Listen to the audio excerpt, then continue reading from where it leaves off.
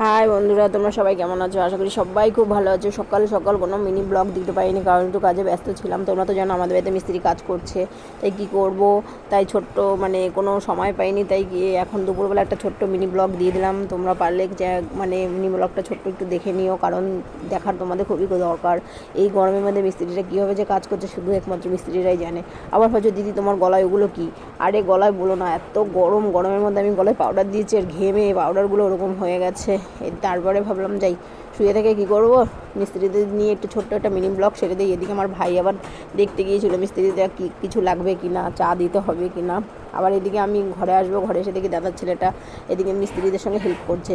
ওদিকে ওদের বাড়িতেও কাজ হচ্ছে, ওর মামা রাজমিস্ত্রি, ওর মামা কাজ করে দিচ্ছে।